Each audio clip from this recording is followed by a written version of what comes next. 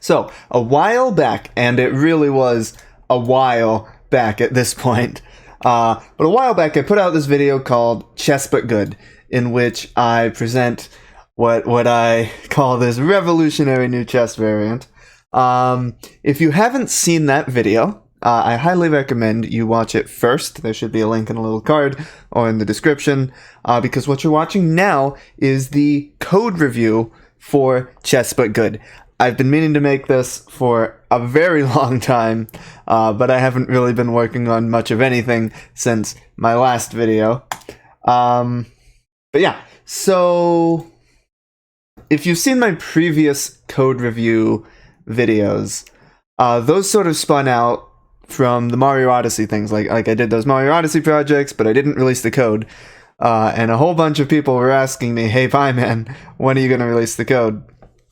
So I released these code review videos where I don't just release the code, but I basically attach this giant disclaimer to the front of it saying, hey, this code is terrible. It's not going to make any sense to you unless I explain it line by line, which is what I do in this hour and a half worth of videos here.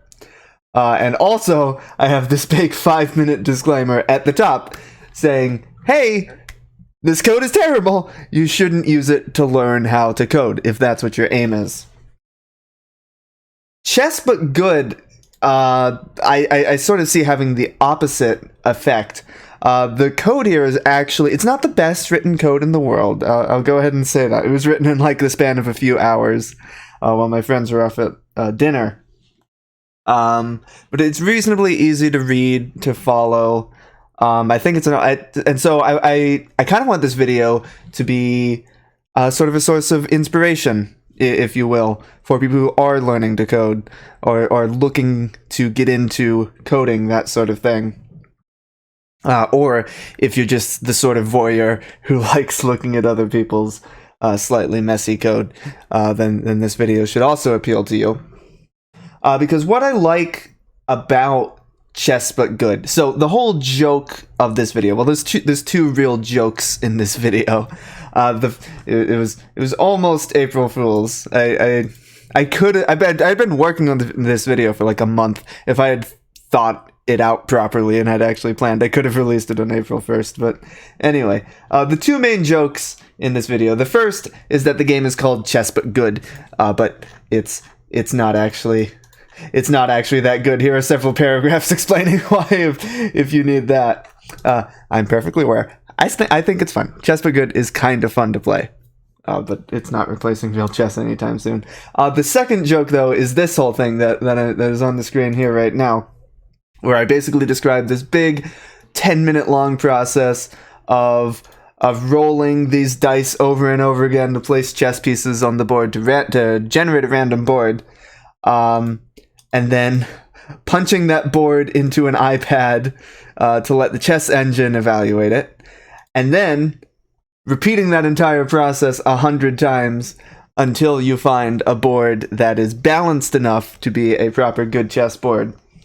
And that's obviously a ridiculous process that if you actually did it would take you hours just to play a single game, and you'd have to do that every single time. And then at the very end, of course, I say, oh, by the way, I've also released a Python script that you can find on GitHub. That was pretty good timing there, right when it slid in. Yeah, I was stalling. Could you tell? I say, yeah, I made this Python script that'll do all the work for you. And like that's an okay joke. It's not the best joke, but what's interesting about it is, like, yeah, Chess But Good is this dumb thing, right? But like, if I wanted to play Chess But Good, like, say the idea came into my head, hey, what if you generate a bunch of random chessboards and have an engine evaluate them and pick the most balanced? If I wanted to do that, but I didn't know how to program, if I had that idea in my head, but I didn't know how to code, I just straight up wouldn't be able to play that game. Like, unless I like spent a bunch of time in Excel or something like that, like doing a bunch of manual work, or I contracted someone out to write this program for me, which, you know, that would then end up costing money. I just straight up wouldn't be able to play that game. And like, who knows? Maybe it's a really good game. Maybe it's not. Who knows until you try. And so that's one of the big appeals of programming to me, is that, you know, the sky is the limit. Like anything I can come up with in my head, I can then translate into computer code and make reality. Which I think is a pretty useful skill to have, as it turns out. And so the other interesting thing about chess, as it relates to programming, is, well, obviously that is well-tread ground. You know, all the way back to Deep Blue, with chess engines and the like. So pretty much no matter what programming language you're using, you're gonna find some sort of robust, most likely some robust chess engine, or chess library, I should say. And so the one I used for this project was Python Chess, a pure Python chess library. It's got a very robust API,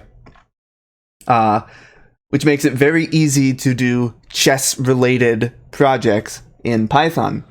But even if Python's not your thing, another interesting thing about programming in chess is that there's this thing called UCI, the Universal Chess Interface. It is, as Wikipedia is happy to explain, an open communication protocol that allows chess engines to communicate with user interfaces.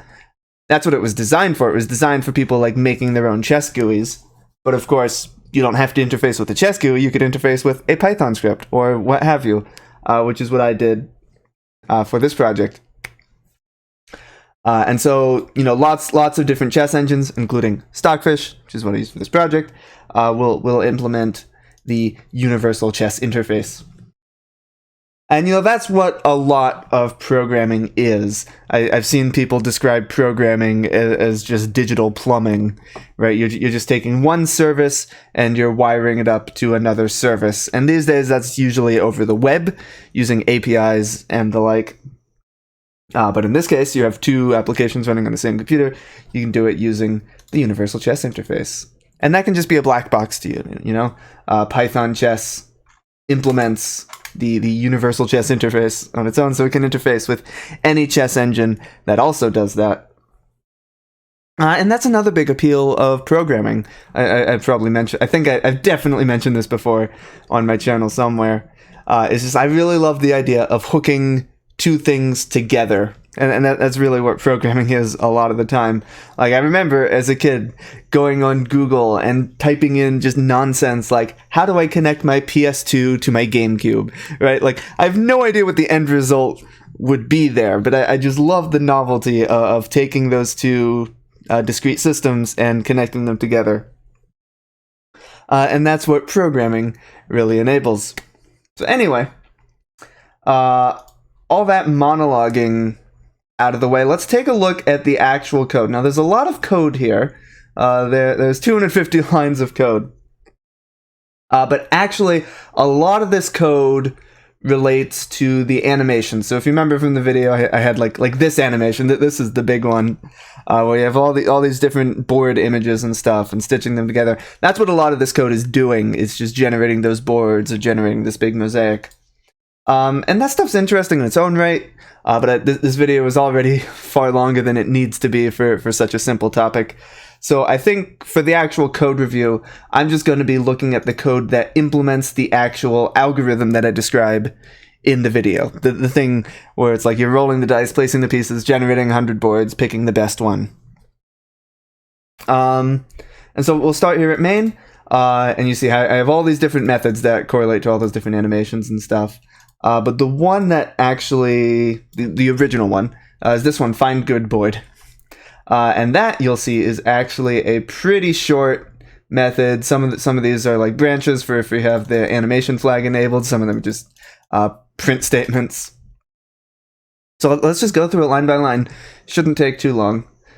But basically, as you'll remember, it's so short, you can like just kind of read it and see how the code correlates to the algorithm I was describing.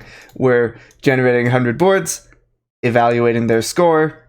If the score is less than the current lowest score, then we save that board, we repeat 100 times, and then in the end, we print out the lowest overall board. I almost don't need to go through this line by line.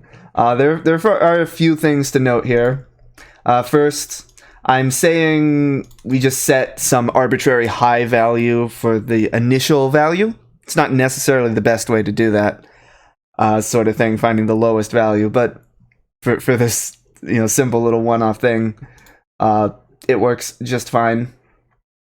We call this generate board function to generate a random board. That's where the meat of this thing is. We'll be taking a look there. And then we call the evaluate board function to evaluate the board. There's surprisingly little code there, as we'll see in a bit. We print some stuff, we animate some stuff. Here's just a little thing. So the evaluate board method will return a score object, which is something that Python chess implements. I bet I can probably... Whoops. Score. Nope. I can't just control F it. That'd be too convenient. Anyway, Python chess will return you a score object. And we want numbers, because numbers are nice and easy to compare. So we just do this little thing to convert that into a number. And then, of course, we want to take the absolute value of it, because if we're trying to find the minimum... So, like, so score in chess is in, like, center pawns, which is basically how much of a pawn advantage you have over your opponent, if that makes sense. And so that could be positive or negative based off which side has the advantage. So if we're trying to find the minimum and we just do a straight less than comparison, we'll just get increasingly negative numbers, and we'll end up with a case where like black has 100 pawn advantage or something. So actually what we want to find is the absolute value, the smallest absolute value. And something I think I glossed over in the actual video is that we're discarding any boards that evaluate to exactly 0. So we'll take 0.1 or negative 0.1, but anything that evaluates to exactly 0, we're throwing out. Because in my testing, what I found is that if Stockfish gives you a board score, a board evaluation of 0, that usually means the board is going to stalemate, that it's predicting the board to stalemate, and that's just not an interesting game. So anyway, we saved that score, we saved the board with it, and then in the end we have to call engine.quit to close out Stockfish. I guess there's some code here there's some code here that isn't in a method like it maybe ought to be. But anyway, this is just initializing the chess engine. We'll get to that when we talk about the evaluating the boards. Let's see, this was the method, right? Yeah, so there's two methods we're going to look at, generate board and evaluate board. So let's start with generate board. And this is a slightly longer method. This is animation stuff. I'm going to skip over the animation stuff. Basically just creating a file name or a folder name to save the images to. And then we create, so these lines here basically correspond to the part in the video where we're taking all the chess pieces and putting them in the bag. I was hoping for a visual. Yeah, you take all the chess pieces and... I just missed it. Yeah, you take all the chess pieces, put them in the bag, and you shuffle the bag. That's basically exactly what we're doing here. So we generate this list of pieces, and this is a nice little Python shortcut here. So we want a list of all the chess pieces. So we have the queen, we have 2 bishops, 2 knights, 2 rooks, and 8 pawns, right? So you can concatenate lists just using plus. And if you multiply a list by an integer, you'll get a list that contains that element twice. So here, if I pull up a Python console, just to demonstrate real quick, if I have 1 plus 3 times 5, so it's a list containing 1, a list containing 3, but then it's multiplied by 5. So that will give you, that's not a bit enlarging. That'll give you 1, 1, and then 5 3s. And so we're basically able to do that to quickly generate the list of chess pieces.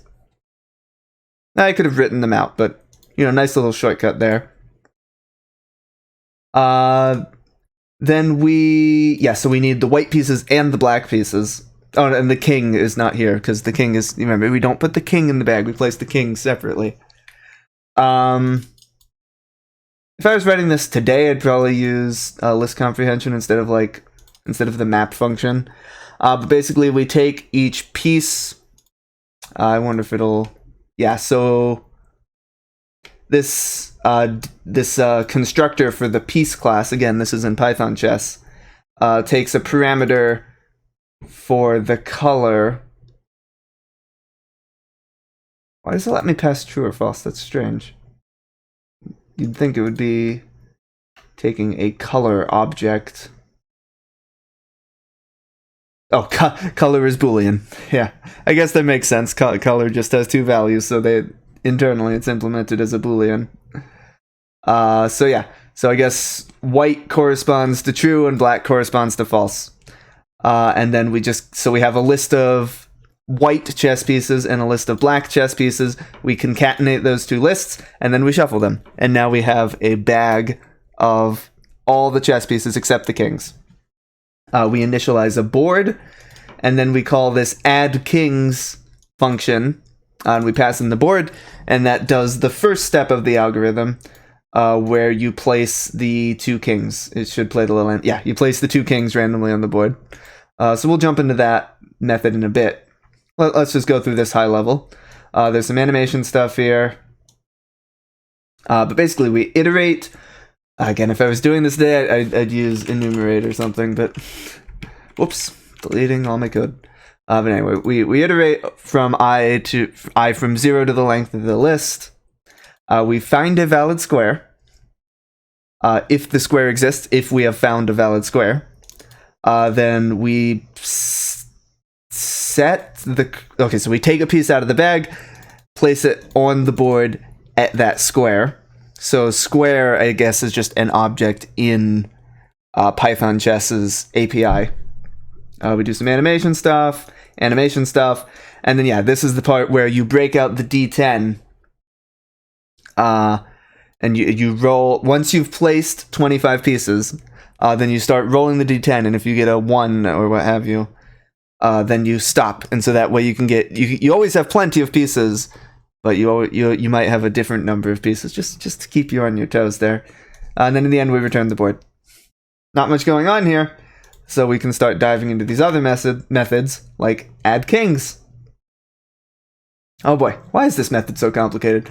I'm imagining, yeah, a lot of this is the animation stuff is why this is so complicated.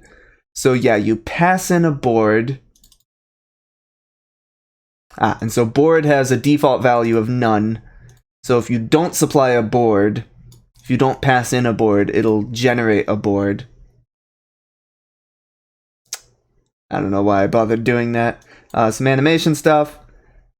So then we have this method, get random empty square. So we set piece at random empty square, chess piece, white king, right? And so, that's the first piece you place. It could be any square on the board.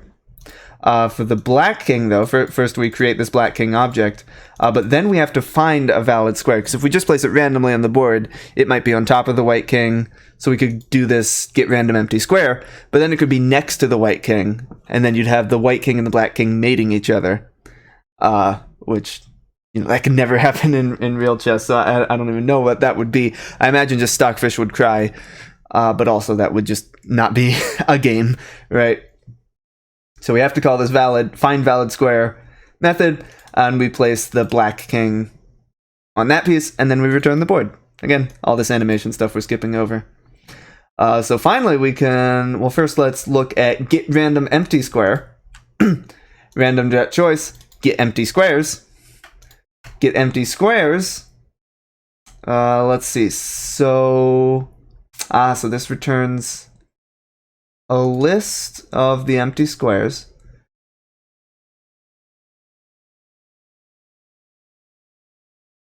So chess.squares. Yeah, so this is a constant in the Python chess library, and it's just a giant array with all the squares on a chessboard. Oh, it's a giant list, sorry. We apply a filter to that list, and we look at each square on the board, so we have to pass in the board here. We look at the piece at that square, It's a little complicated because I wrote this as a lambda instead of like a list comprehension, which is maybe the more Pythonic way to do it, or as a filter, I should say. And we look to see if there's a piece on that square. If there is, then we filter that square from the list, and then in the end, we return the list. This is not how I'd write this. I would probably do square for square in chess.squares. Let's see if I can write this. If not board.piece at square. And then you would return that. That, I think, does the same thing. And that's I think, the more Pythonic way to write this. This is more how you would write it in, other programming languages like JavaScript or Java or something like that. And maybe I must have done this when I was coming off writing a bunch of TypeScript, and so I had like filters and maps on my brain.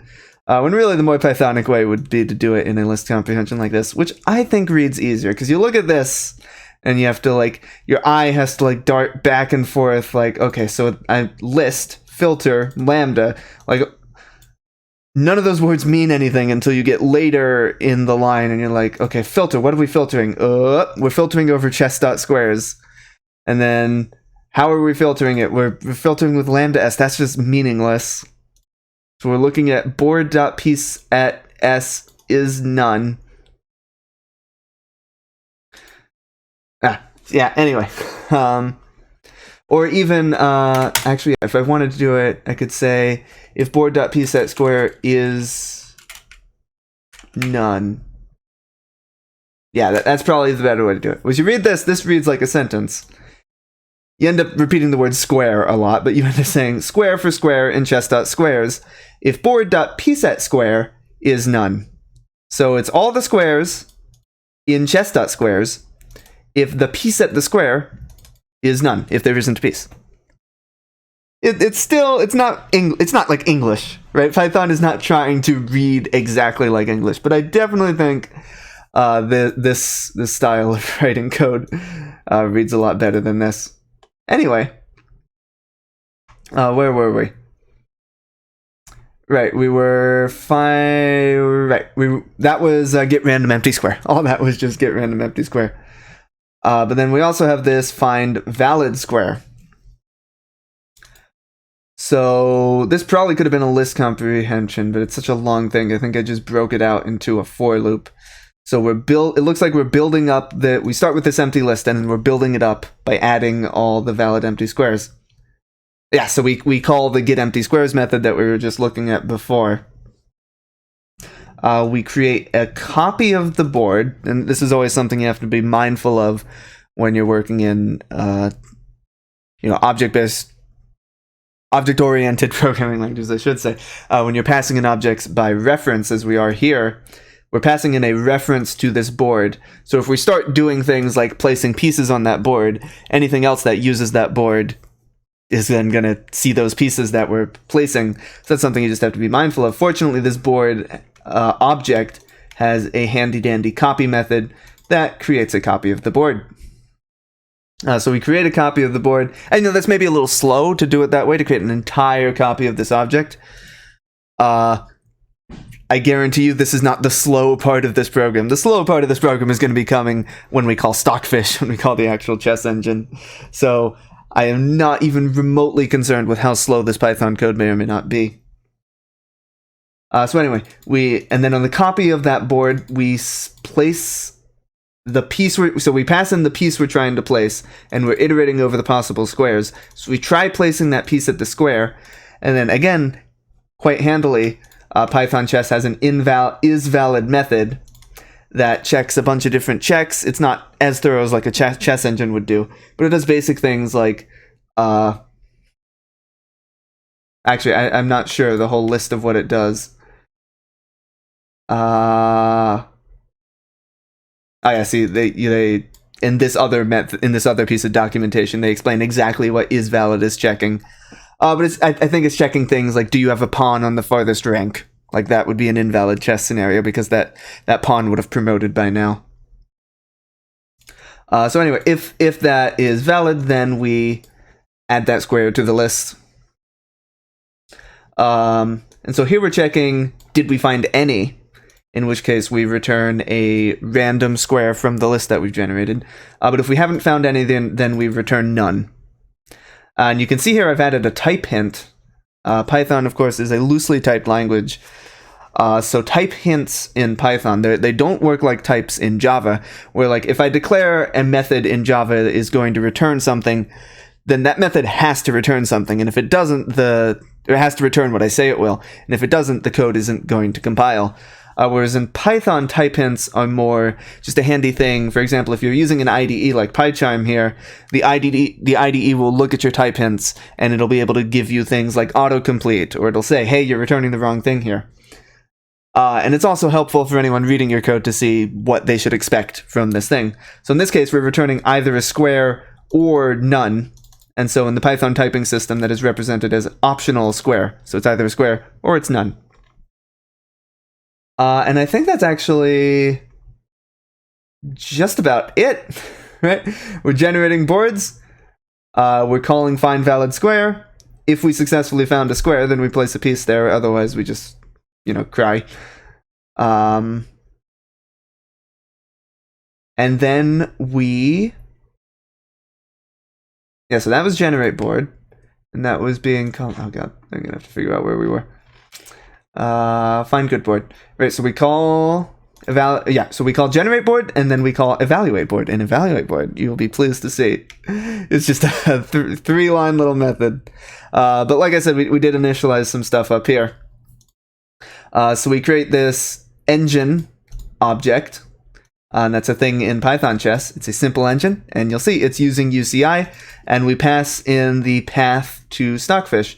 What you can see here is literally just an exe that's sitting on my computer somewhere.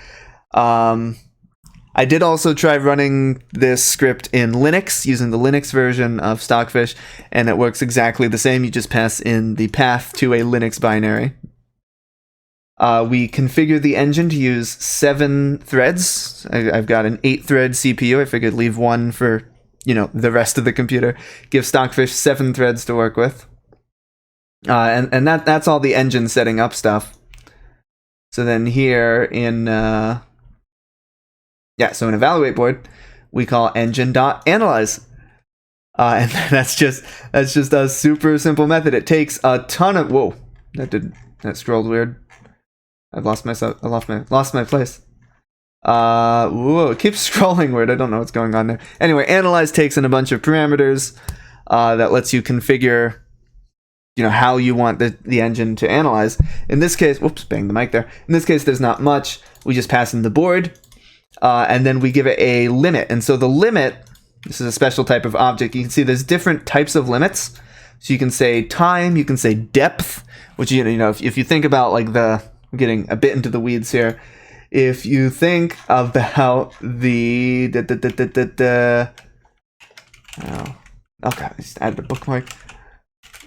Alpha, beta, search, mini, max, algorithm. I just want a diagram. Show me a yes.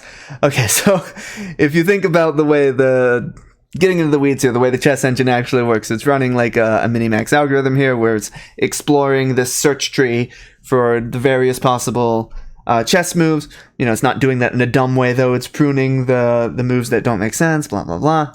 Anyway, you can say how deep in that tree you want to explore nodes. I'm not entirely sure. I'm sure that's something similar. All these different things. You can say how much time is left on the clock and let the engine decide how much time it thinks it should spend thinking, which is an interesting notion there. Anyway, I just tell it to think for a second, which is probably already overkill, considering it's running on 7 CPU threads. Anyway, we let the engine do its thinking, and then we return the score value in the end. And then that's used up here. You can see, so that returns a score object from White's perspective. So we then convert that score object into a number and do all the stuff we talked about before. And that's chess but good. Like, again, there's all this other stuff for outputting images.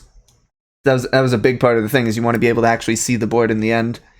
I guess I'll briefly talk about that. Quite conveniently, Python chess has, I think, yeah, output animation frame. Do I have a slightly shorter method? Yeah, this output animation frame method ended up blowing up because I needed to customize it quite a bit. But anyway, you pass it in a board, and I gave it a whole bunch of other parameters because I ended up using this method a lot of different ways.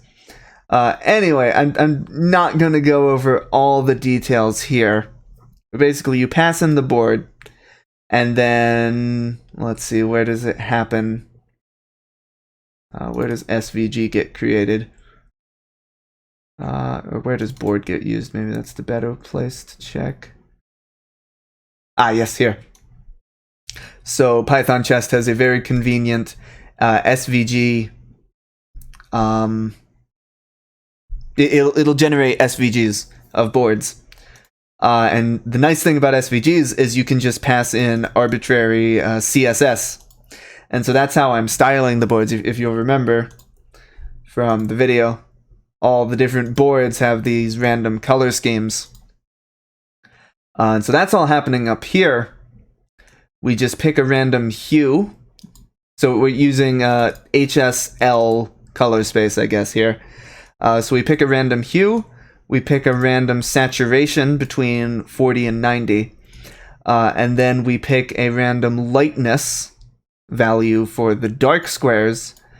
And then I guess we like average that with 100, I think is what's happening here, to get the lightness value for the white squares.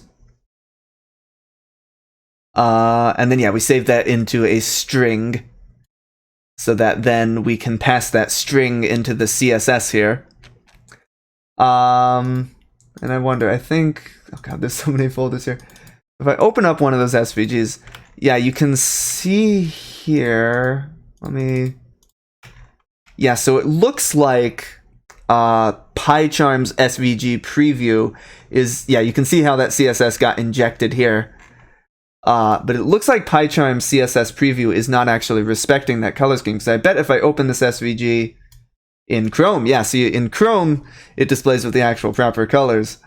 So that's kind of the annoying thing about SVGs is support can be hit or miss, because you basically have to implement the entire, it's like CSS, like all this stuff. And so there are Python libraries. Right, so I'm making SVGs. Eventually I'm going to have to, import these images into DaVinci Resolve as like PNGs, right? So I have to convert them to like usable image file formats. And there are plenty of Python libraries that'll do that for you. None of them that I could find actually support like all the CSS and stuff that's needed to properly display these board images. So I end up using Inkscape and just calling Inkscape from the command line, which is a super heavy dependency for this like super simple thing and just converting SVGs, because Inkscape is like a whole image editor. Like I've never used it. I've actually literally never opened it. I've only used it from the command line for this thing. But I'm pretty sure like it's a full GUI based thing. Like it's meant to be an open source alternative to Adobe Illustrator. So yeah. That's a very heavy dependency. In fact, in my README here, it won't let me zoom in here. So sorry if this is really tiny. In my README here, I'm like, it's a heavy dependency, but SVGs are fickle. They sure are. Anyway, we call Inkscape. That's in here somewhere. I lost my place. We call Inkscape and we save it. We convert the SVG to a ping. Oh, and then this whole thing, because for this part of the thing where I display the score of the board on top of the image of the board, that's done using Pillow, it looks like, right? Yeah, in Pillow. That's boring. We're getting far too into the weeds here, and this video is all of it. When I was originally planning out this video in my head, I was like, oh yeah, it's gonna be like a 7-minute video, right? The whole idea behind Chess But Good was like, can I make a short video in a reasonable amount of time? And the answer is yes, I can make a short video. No, I cannot do it in a reasonable amount of time. This video took months, and it's 6 minutes long. Anyway, I was expecting this code review video to also be like maybe 10 minutes long, tops. Here we are, 35 minutes later, and what have we learned? I really like to ramble. Anyway, if you are learning how to program, if you're interested in learning how to program, hopefully this was interesting to you. As I was saying at the top, the nice thing about having the Universal Chess interface is if you are interested in chess and programmatically interfacing with chess, which maybe that's a niche topic, but if that is what you're interested in, chances are no matter what programming language you're trying to learn, you can find some chess library that implements the Universal Chess interface, and then you can interface with these incredible chess engines like Stockfish, like these incredible feats of engineering, like Stockfish, pretty much any high-end chess engine, which is neat. That's neat. And again, if you are the voyeuristic type who just likes peeking at other people's code, hopefully this was interesting for you as well. I hope next to be able to make a code review video for my other good video, not Battle for Bikini Bottom, Halo World, the Pokemon thing. This is also a very good video. If you haven't had the chance to watch this video, I highly recommend it. But also, I hope to do a code review for this eventually, at some point.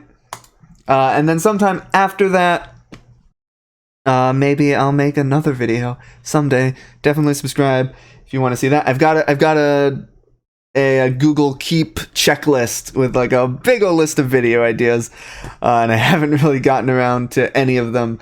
Other than this, I haven't really been working on anything for the past few months. Anyway, hope you enjoyed this video. See you next time.